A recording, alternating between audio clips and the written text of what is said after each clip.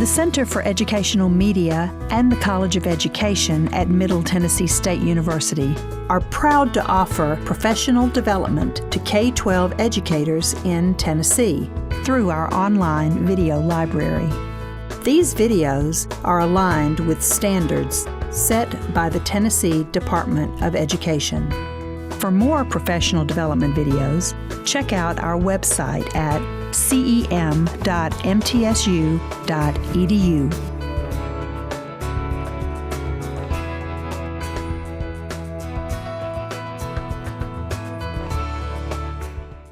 So today, Carol Newber and Jean McMahon are with us from Murray County, and they are presenting on collaboration. In this last year of our ELL collaborative meetings, one of the repeated requests we had was, how can we learn to support gen ed teachers and bridge to gen ed teachers and inform and win over gen ed teachers as partners in our work?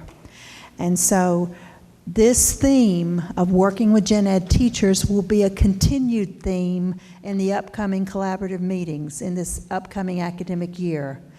Different ways to successfully invite and enlist and work with gen ed teachers. And so Carol and Jean today are going to talk about how they're doing that in Murray County. So thanks, ladies. Thank you. Well, thank you for being here today. I know it's the last session and you all are like, I can't wait to go home, but we want to give you a little bit more information that you can think about on your way home. And it's, how in the world do I collaborate? What is collaboration? Why do I need to do it? And how do I do it? And my name is Carol Newber, as she told you, and I work as an ELL facilitator in Murray County. And this is... My name is Jean McMahon. The kids all call me Miss Mac because it looks like McMahon and it causes all kinds of trouble. I started out teaching in California from a little town called Vista, California. And I started out as a title teacher back in the days when it was called chapter. And then I went on to special education and I was part-time teacher and I needed money. So I asked my friend, and next thing you know, I'm teaching adults English. Had no idea what I was doing. This was 1989, and they just threw me in a classroom and said, go for it. And I went, huh? And that's how I got introduced to ESL, and I love it. I absolutely fell in love with it, and I've been doing it ever since. So I've been at Central High School now for 21 years. Well, this is my 28th or 29th year teaching. I kind of lost count. And I had the pleasure of being an elementary teacher for almost 20 years. And I had a student walk into my classroom on the day of the Halloween party. And this was a third grade classroom. Here I'd had them since August the 1st. And this child did not speak one word of English, including the words yes and no. He had no clue. And my first thought was, what do I do with this child? And nobody could tell me. It was one of those things that I didn't know who to ask. I didn't know who to go to. I was lost. And I really am thankful that I had a teaching assistant at that time that was bilingual, and she helped me out to get started with him. By the end of that third grade year, he was reading on a second grade level, and my principal came to me and said, have you ever thought about going back to school? And I laughed. I said, no, I already have a master's degree. I am not going back to school. I am done. I have 3 small children at home. And he said, okay, just think about it. And I was walking back to my classroom, and it was like a bucket of warm water had been poured over my head saying, you are going to do this. This is what I want you to do. So I did go back to school, and I succeeded in getting my second master's degree, and here I am as the ELL facilitator. So we have both been called into this job. We both have a lot of experience, but being on both sides of the fence as a classroom teacher and as an ELL teacher really helps when you're trying to collaborate. Do we have high school teachers in here that are regular general ed? How about high school ELL teachers? Okay. Middle school ELL teachers? Yes. General ed middle school teachers? Okay. How about elementary ELL teachers? Yeah, I'm right in the same ball game with y'all. Okay. Any elementary general ed teachers? Yay, bless you. And how about administration? Do we have any administrators? Good job. Any others that I have overlooked? Any others? I was wondering, how many of you are itinerant, meaning you go to more than one school? Okay. Wow. Because that was That's a big job, yes. Okay, well, we're going to get started today with our objectives. We have 3 objectives today. We're going to try to help you effectively collaborate with general educators in an elementary setting, collaborating with content area teachers in the middle school and high school setting, and effectively collaborate with other ELL teachers. That's our main goal for today. And we want you to kind of talk to each other and come up with 1 word or 2 words together that describe collaboration. What is it? Just turn and talk for a minute, and then we'll get your responses. What do you think collaboration is? Some of the things that we have in common, I don't think about that problem, because I'm very easy to get along. Okay, anybody would like to share? What is one of the words that you came up with for collaboration? Yes, ma'am. Partnership. I'm going to use the word art. It's called wordart.com. It is free, and I will tell you some other parts of it in just a minute. Cooperation, partnership. Excuse me. Okay, another one. Cooperation.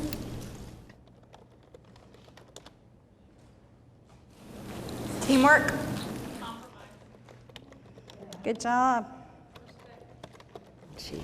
Unified.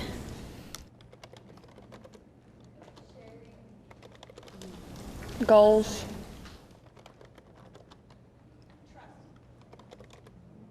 Okay. If any of you have ever used this, you can pick your shape that you want. And in this case, I can use, there's one down here. Let me see if I can find it. I don't see it. I'll just pick a heart for today. And you can choose different fonts. You can choose a different layout, different style. There's lots of things you can do with it. And then you click visualize, and it comes up with your whole design right there. You can download that design. You can honestly purchase things with that design on it if you want it to be a motivator for your classroom and for your co-teacher.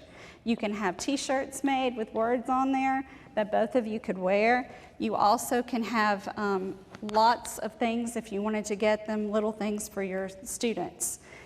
This is a great thing to do when you're co-teaching, because even though there's 2 people in the classroom, a lot of times both of you are occupied, and this is something that you can use to increase that vocabulary knowledge. Put down all the words you can think of that have to do with the life cycle. What are all the words you can think of that we've been talking about in the past 9 weeks on animals? It's just a real good reinforcer for vocabulary. Any questions over that? This is the one that we created because all the words that you mentioned are collaboration. You do have to communicate. You do have to collaborate. The biggest word someone mentioned over here is trust. Trust. Because if you don't trust the person you're co-teaching with, there's going to be some issues come up. Why collaboration? It's a big question. Why collaborate? Because it's the best thing for the students. It is. You can see research from 1984 all the way up, and the latest we could find was 2016, but I'm sure there's some later than that. And they all talk about the benefits of collaboration. Here are some of the benefits they mention. Regularly exchange ideas with colleagues. That was the biggest thing I got out of it the first time I did co-teaching, because I did it with a special education teacher. And I had no background outside of normal classes and having an occasional special ed student in my classroom. And I learned more from her during that year of co-teaching than I thought I could ever have learned from a textbook or from a professional class. She taught me ways to reach these special ed students, ways to communicate with them where they would understand. And that's what I got out of it as a regular education teacher. When I do it as an ELL teacher, I'm sharing the same ELL knowledge with the classroom teacher. Strategies that make an ELL person successful. It's endless what you can share when you work together and trust each other. That's just one benefit, but that's a big group of benefits, actually. It also helps align the content curriculum and your standards, and helps the common teacher understand that it works together. You can have ELL standards, you can have regular content standards, and you can make them work together. And when you communicate with someone else, it shows how you can put that into your lesson the most effectively. It helps them to modify their lessons. You develop a better understanding of the linguistic process, not including the multicultural issues that come up that no one ever thinks about and that we still learn about every day. Because in Murray County, we have over 400 ELL students. And they come majority from Mexico, Honduras, and the Hispanic background or Latino background. But we still have people coming in from Asia, from Africa, all of those places, and we're constantly learning new things every time they do. It also, what I really liked about it is sometimes when a classroom teacher has an ELL student, they don't know what to do with that student, similar to me, and they kind of push them to the side, and they don't mean to, but sometimes that's what happens, and the ELL student becomes voiceless. They can't communicate because they're still learning English. And when you have two people working together, that expertise of the ELL student decreases that invisible voicelessness that the ELL student picks up. And it helps them focus on their language goals as a general education teacher. Next question is how to begin collaborating, and Ms. Jean's going to do that. And maybe as a co-teacher, I would just go sit in the back of the group. Think that would work, Ms. Jean? No. The first time I ever had to do this was in a high school algebra class, because algebra is an EOC class and there's testing, and we had this influx about 5 years ago of Guatemalan students who didn't know how to multiply, and they are in algebra. And they came, I believe, in January. So we're halfway through the year already. And the teacher came to me and she's like, I don't know what to do. And she was so upset and so nervous. First, of course, about her test scores. That was her biggest worry. So I took care of that one for her real quickly. But I didn't know anything about, I don't teach algebra. That's why I'm an ELL teacher. I don't like math. So I was thrown into this algebra class and they were doing parabolas and I don't even remember what a parabola is.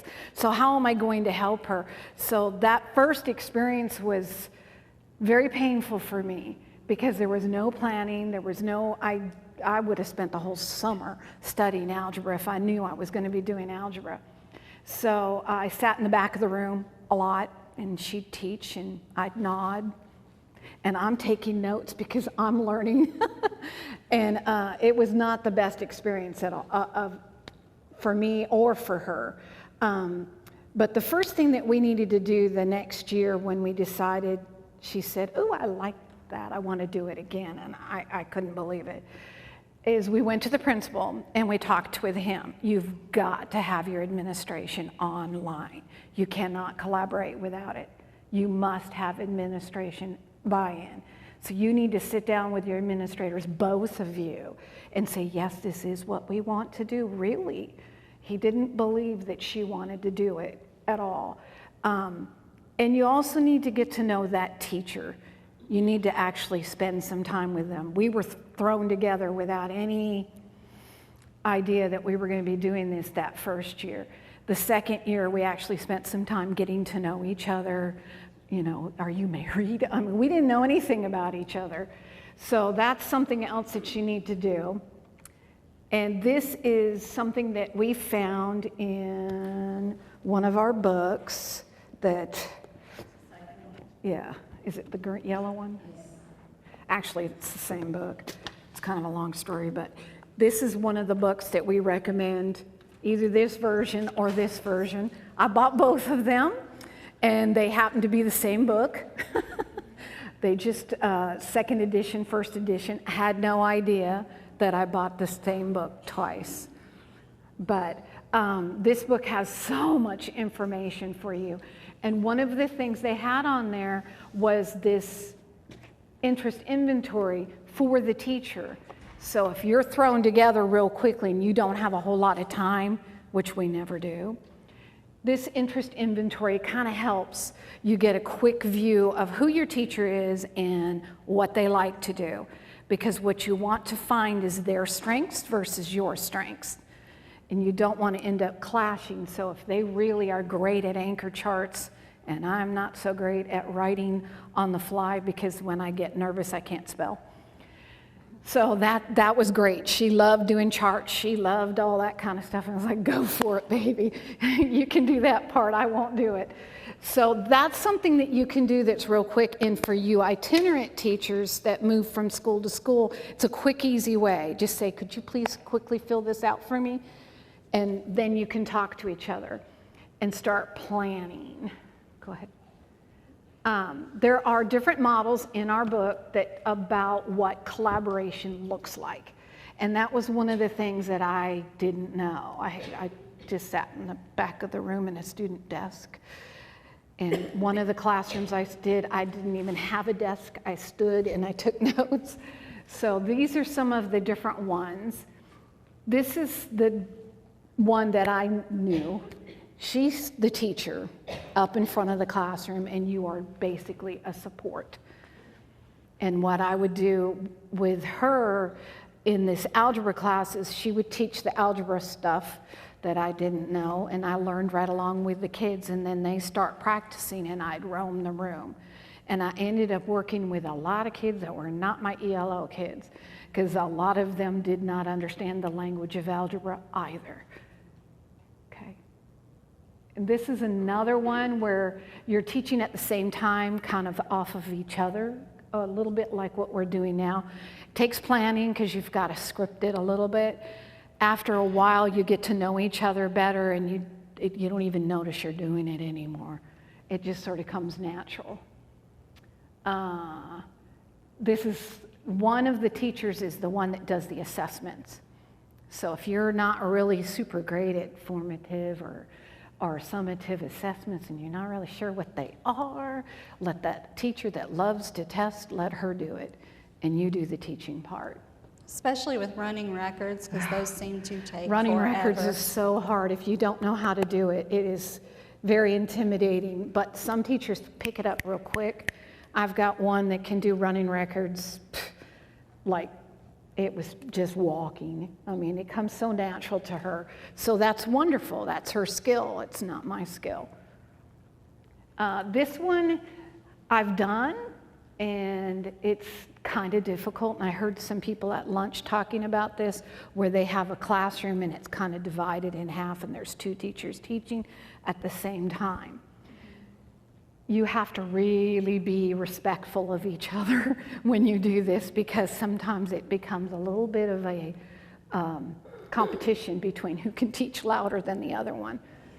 Sometimes this will work in the elementary setting, though, and have one teacher that is teaching the ones that are quicker to learn, and one is teaching the ones that need a little bit more linguistic help, and you still will learn from each other while you're doing it.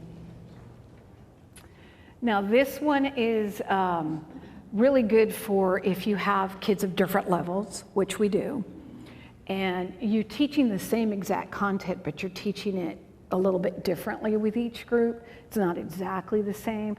So again, this goes with your strengths. If your strength is to work with those kids that are ready to sail on to the atmosphere, and they're super gifted and ready to go, or like me, you like working with the kids that need some reteaching, you could be doing this at the same time.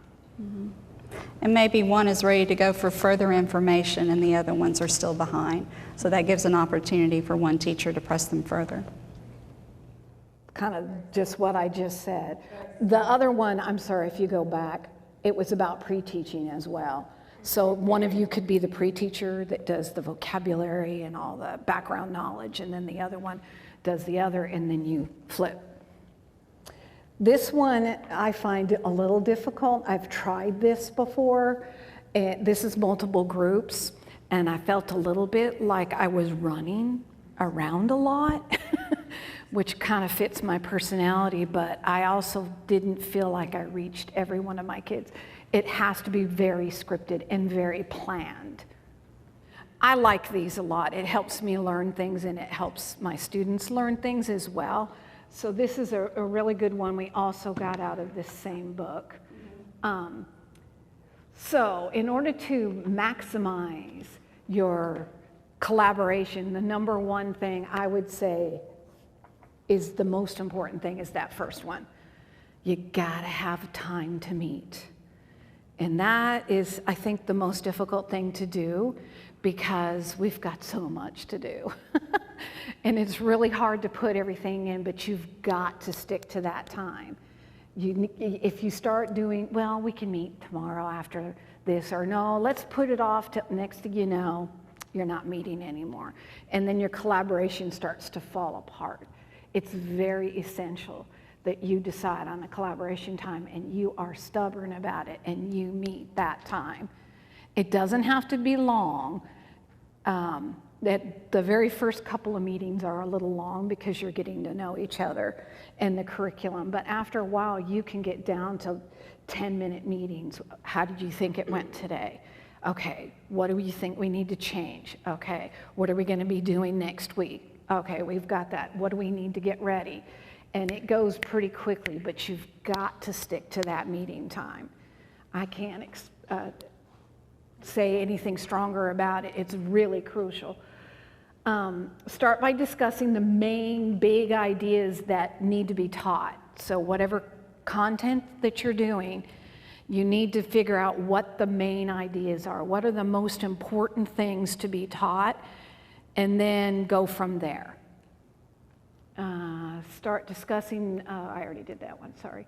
Concentrate on the area of special difficulties for ELLs. There are some things that we know our kids have a problem with that the content teacher or the classroom teacher does not know. They just don't know this stuff, like, for example, what Joseph just did with table. They might not have ever thought about that before, but we have so much knowledge, and I think sometimes we feel, at least I did, I felt like a stepchild in my building. I was walking around with all this knowledge, but nobody wanted to know. Until all of a sudden this kid walks in their room and they're like, help me. And then it was like, oh, I do have something to contribute. We have so much that we know that they don't know. And it's really hard to be able to tell them in a quick way. So these meetings are very, very important for you to do that, to help you modify and adapt. We had a new teacher last year that came in, and the biology teacher got into the habit of giving her his lesson, and she did the modifications and gave them back to him. They weren't working together though. So it sort of became her job to write his lessons, which I didn't think was right. So you have to avoid that. Review previous lessons immediately, right after, because we can't remember what we did yesterday or the day before. Last Friday, what did you have for lunch? I have no idea. So right away, talk to each other. Do you think that went well? What was good? What was bad? What do we need to change? Do it right away before you forget. Overcome the need to always be in control. That was the hardest one for me as a classroom teacher. Yeah, the classroom teacher's gonna feel like you're invading their territory, kind of. And as the push-in or the ELL teacher, you feel like you're like treading on their territory, so you might feel a little, but you can also feel, these are my kids, you know, and you want to protect them. They're your babies. And you have to avoid that, and that's where the trust comes in. You need to trust each other. And there's not a lot I can tell you other than each individual teacher is different. And when I walked into a different algebra class, it's like, oh, you don't like doing it that way? Okay, I guess we have to come up with another way. It surprised me. I thought all algebra teachers were alike, I guess. But they're not. They're individual people, and they all have their way of doing things. So you have to figure out what that is. Hang on one second. Okay. When I had the special education teacher come to me and say, I want to co-teach with you, my first thought was, we're really good friends, but do I have to share all of my students? Because overcoming this idea of we have TCAP test, and whose name is on that test, the majority, it's going to be mine. And it was like, can I really trust her to teach all of the students with me, and we still have that same level of success? So overcoming was a big deal for me. I was used to being on my own, teaching all of my students and sharing no responsibility. They were my kids. And when she taught me that I could trust her little by little, I started doing that, and we ended up having lots of success. Yeah, the claiming thing is a big deal in high school. I'm not sure about elementary, but claiming is huge over there. And it was like, well, are you going to claim those students? I was like, what do you mean claim? I don't know. I didn't know what she was talking about, because we don't have to claim on WIDA. They're ours. So I had no idea what she was talking about. And that's something you need to work out with the teacher and the principal as to how you want to do that. As far as content was concerned, I was not responsible for that content. That was all her. I was there to help support her with the language of math. I am not a math teacher. I had to sub for her a couple times. I thought I was going to have a heart attack.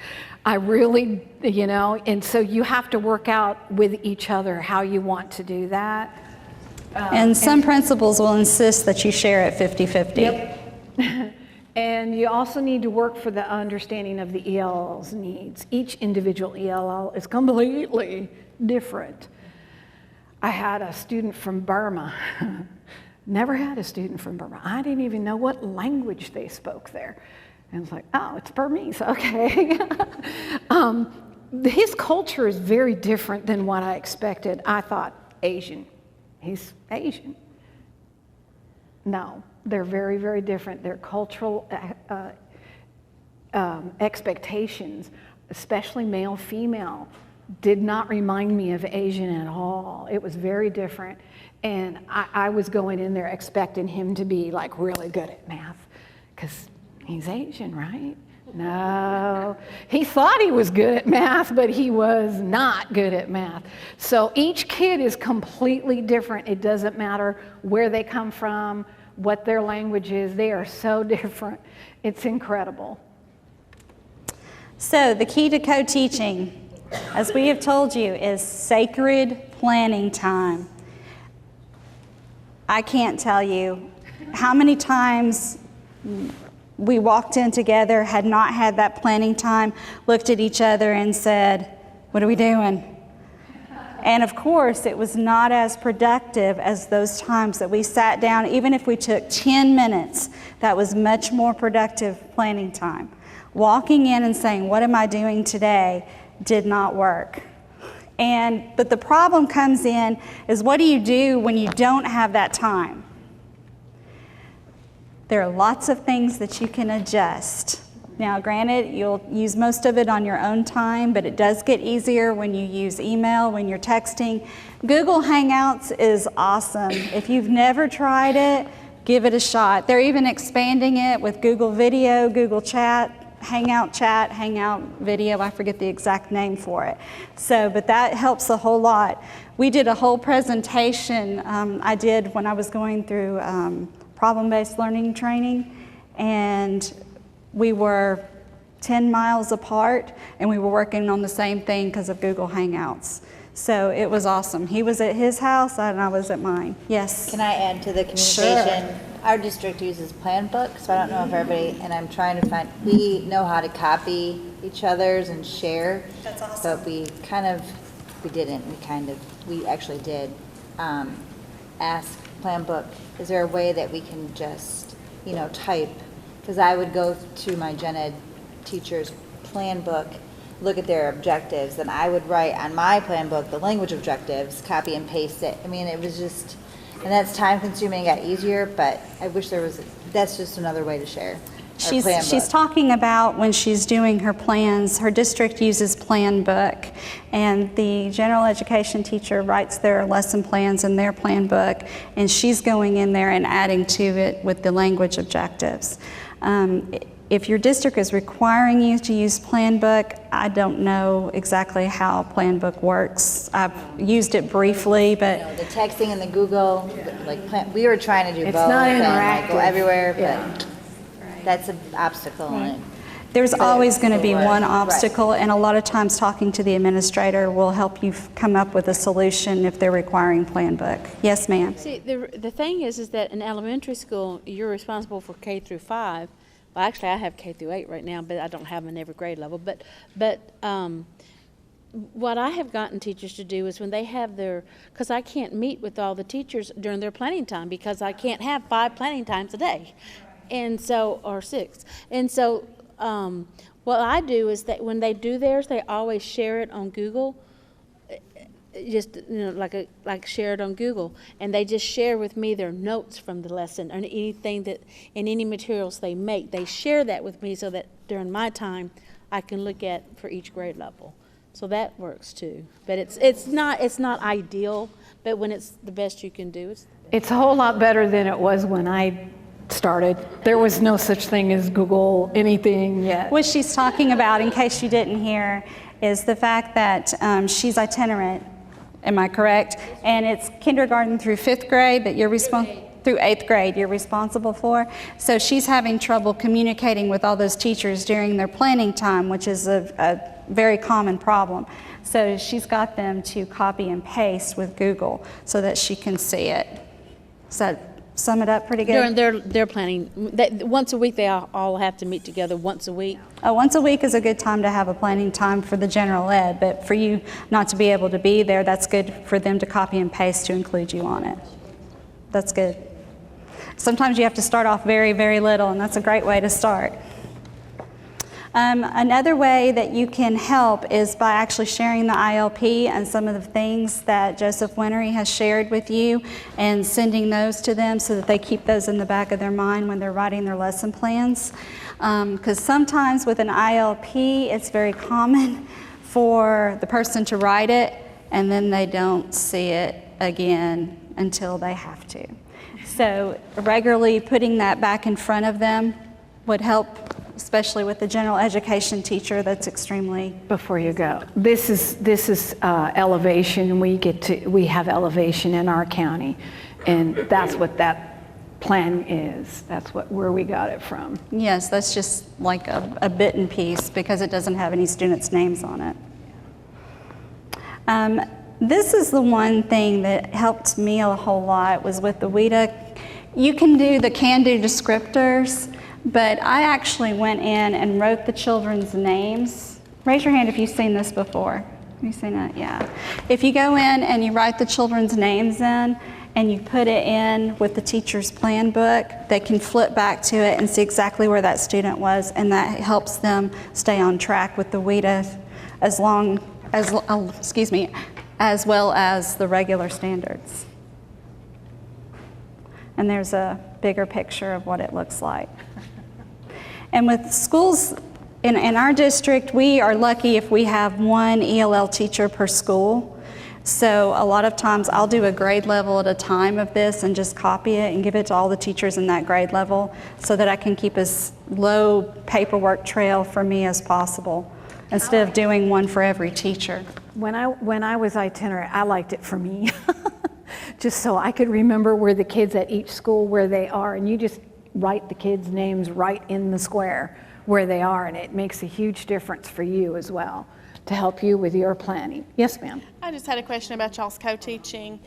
Since you have one ESL teacher at each school, similar to our district. Not all of them, Not but all quite of a them. few of them Yeah, have or some go one between per two. school. How do y'all go about your co-teaching as far as grade levels? Do you just say, okay, we're gonna try co-teaching for third grade, or are you co-teaching for your We're whole going to get to school? that in one second. That's a great question. She was asking how we did that, considering, if we have one teacher per grade level, how do we do the co-teaching? And we will get to that. If you went to the PSYOP training, this is another idea. This came from a book that I didn't bring. I'm sorry. I meant to bring it. I'm a part of a ELL chat group on Twitter with Christina Tennyson and several other teachers in the country.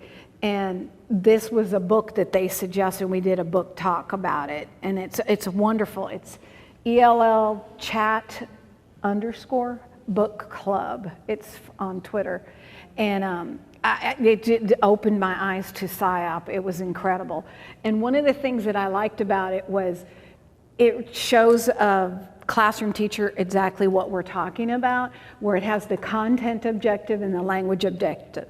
Because most of our classroom teachers and our content teachers, they don't know what we're talking about. And I know in our county, it's starting to become necessary. They must write both for every lesson now. So this is going to be new at my high school. I'm going to have a lot of people asking me for help. So the next slide, I think it's the next one. This shows you, basically gives the teachers a little stem to help them write a language objective. So, and it gives them where they could plug words in so that they know exactly how to start writing content objectives. And I can't remember, we have it at the end. The book's at the end of our presentation in our resources, so you can look it up there. But These are just resources that you can give to the classroom teacher to help reinforce when you're not there talking to them, and to give them a guideline for how to make their lessons better. And this we got from a website. I got this years and years ago at a Tennessee TESOL conference, and I don't remember who did it. I don't remember what year it was, but I've used this for years.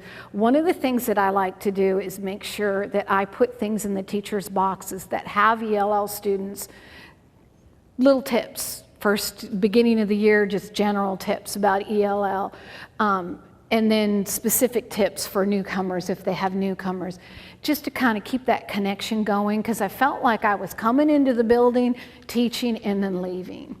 Jan Lanier used to call it drive by and squirt. And I love that expression because that's what I felt like I was doing. I was rushing in there. Okay, I made it by the bell. Okay, I'd teach my one class and then I'd run to the next school.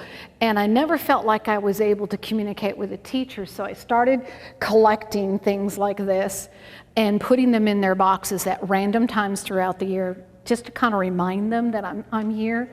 And if you need help, I'm here. I really am up in the metal building in the back lot, but I am here. And this one is for math teachers, because math was the one that hit me. I don't know where my high school teachers are, but Algebra 1 is like the death of me, I swear. It's an EOC class, and the language is so hard. in that class, and my kids failed every single year, over and over again, and I had to do something. So this place is actually Ohio Valley Education Cooperative. And I'll show you. We had to look it up because I didn't know where I got it from.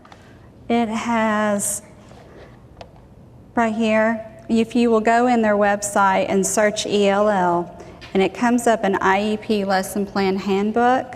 And it's in there. And it has tons of explicit ideas of what to do, including students that are SPED. So it includes both of them together. And let me go through and I'll show you a few. Direct instruction is there, structured overview. They have graphic organizers, and especially for ESL graphic organizers, similar to the thinking maps, if you've ever heard of those. It goes through and it's even content oriented.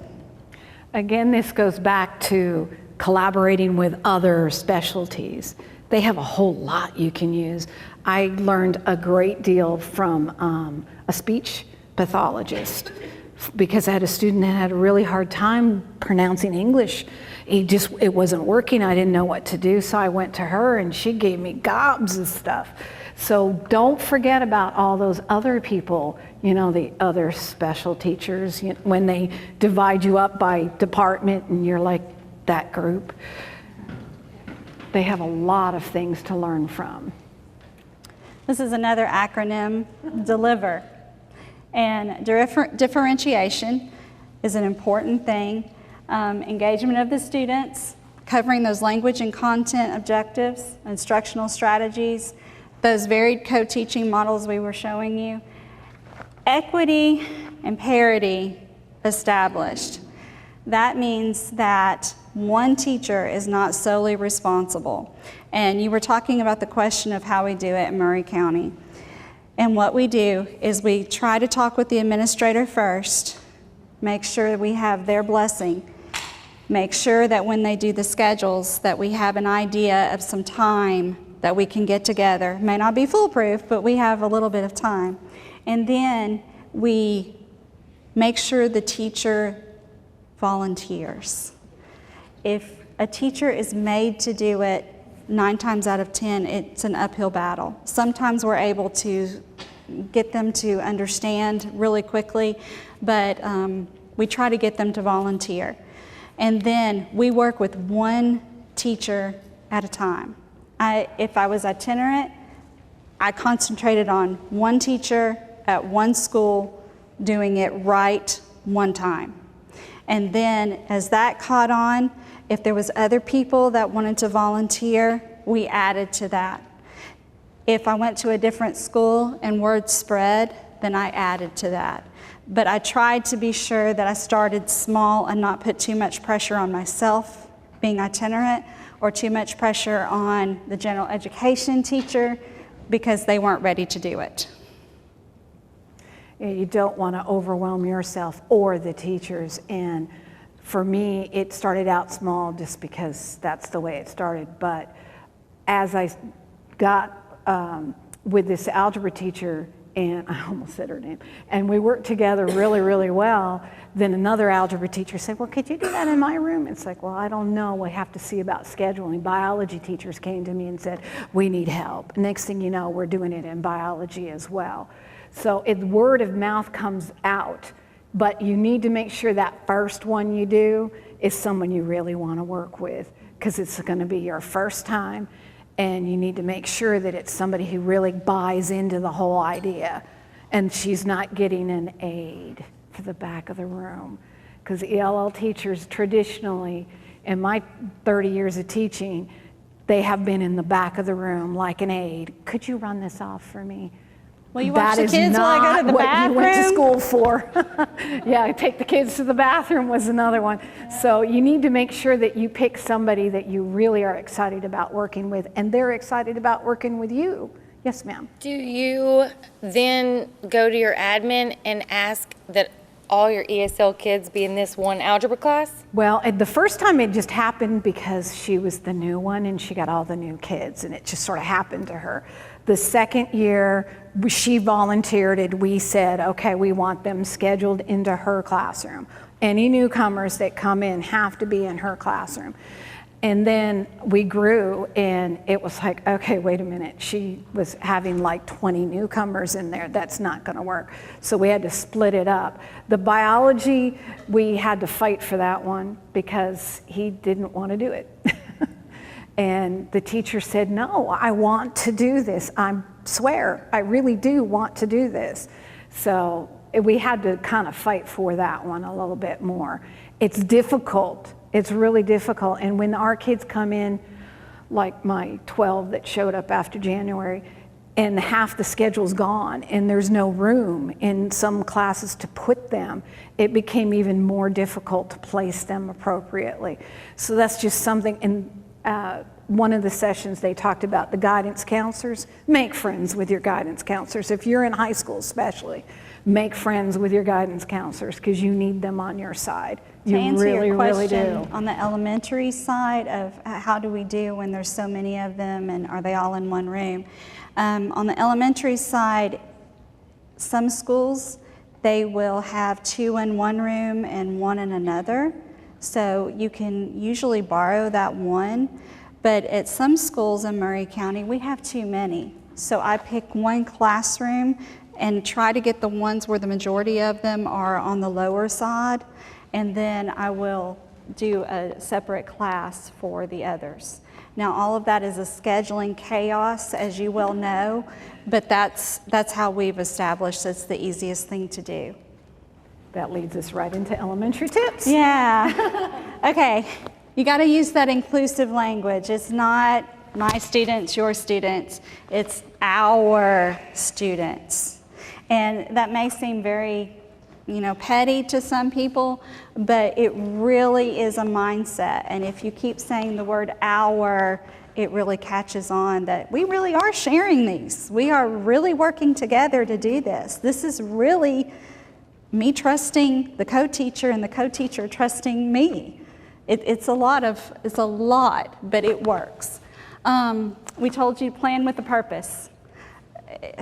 Coming in and planning and telling me that you are going to go out on a date tonight, this afternoon, no, I don't really care what you had for dinner last night. This is planning with a purpose. There are times for that to help build relationships, don't get me wrong, but when you only have 10 minutes of planning, I don't care if you have a grandbaby on the way, which I do, but I don't use that 10-minute time to go share my family or my personal problems. That's another time for that. And I already talked about avoid. What are we doing today? Okay, what are we doing today? Well, I thought you could work with them on word problems. What kind of word problems do you want me to work with? And we spend 10 minutes of the class time discussing what I'm supposed to do, and the kids are going crazy because you have to keep them busy, and then that doesn't be productive at all. Establish norms in the classroom for learning and behavior, and that's another thing. When you're choosing your teacher to work with, be sure that both of you are very strong in classroom management. Because if one person is lenient and one person is strict, it gets to be confusing for the children. So be sure you're on the same page with those norms. Emphasize key vocabulary and language skills while you're doing that planning and while you're doing the lesson, because that's what an ELL teacher is gifted at. Integrate manipulatives and lessons. When you're doing math, I have been in so many classrooms since taking the facilitator job, and I've been in reading classrooms, wonderful teachers, and I'm back there and I'm thinking, wonder what would happen if I had added manipulatives in that lesson. What would the changes have been? And little Johnny's in the back, and he's trying his best to count on his fingers. And fingers in some ways are manipulatives, but it would be easier to slide teddy bears or slide chips or flip them over to add them. So think about manipulatives when you're working with those co-teachers, because sometimes they don't think about it. And with our ELL students, you know, anything they can put in their hand helps them remember it longer. Routines are great. That helps all of those ADHD people. And reflective journals, we can't say enough about. Reflective, when you teach that lesson, jot something down. This worked well. This didn't go well, so that you don't forget next time you get together. And reflection should also be done with that administrator after a certain amount of time. It may be 2 weeks, it may be a month, because administrators are so busy in today's day and age. But really, that reflection, both of you should have time to talk with that administrator to get the most bang for your buck. If you could get the administrator on your side, one of the things that he could do is say, you know, these two teachers need more time to plan. We're going to release them for recess duty so that they can plan on Tuesdays or something like that. Because if he believes in what you're doing and you're saying we need the time, he'll do it for you, or she. We already talked about co-teaching being equal.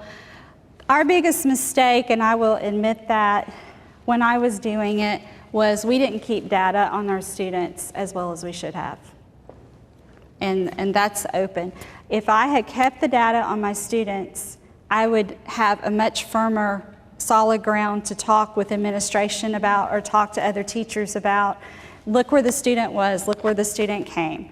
So that was something that I have learned since and I'm working on and doing more portfolio with. So, but keep data on your students thoroughly. The data was something for me as well, especially because it was an EOC class that I was going into for elementary teachers. If you don't know, EOC means it's the testing subject. And we have to keep like a lot of data.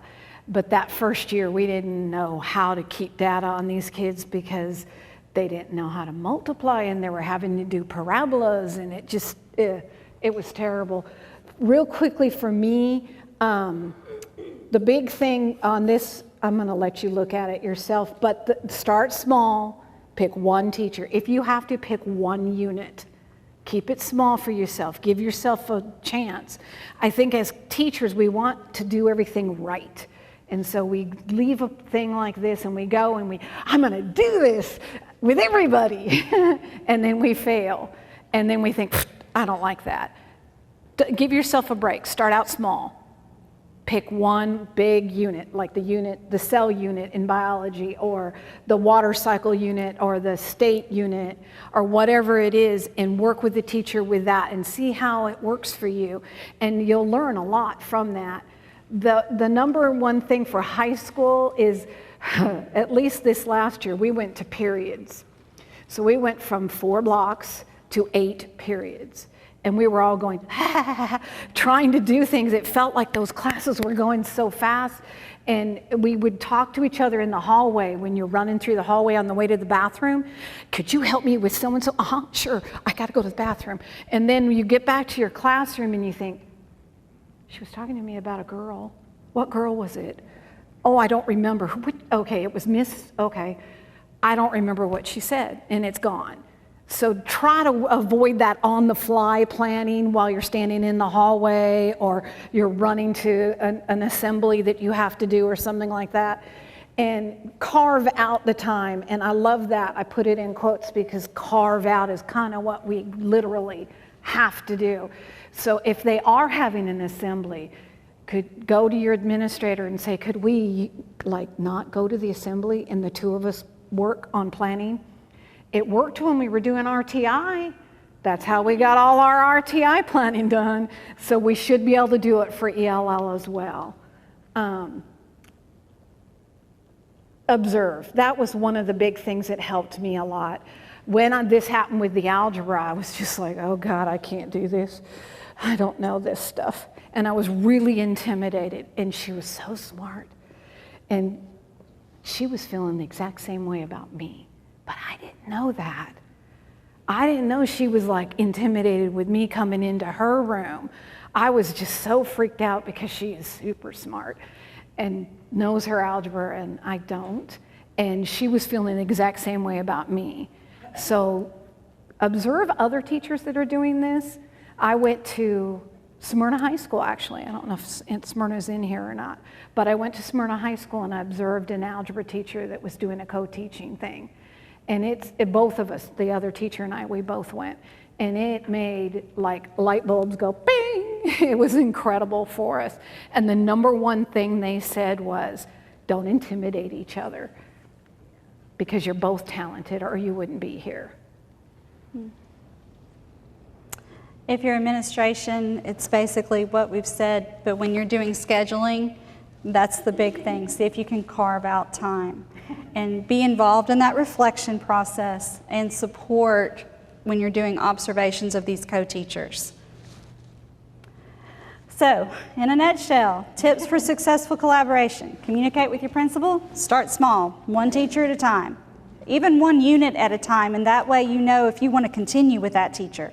Because sometimes it doesn't work. And you can try and try and try, and something doesn't jive. It's not compatible. So there's other things to do instead.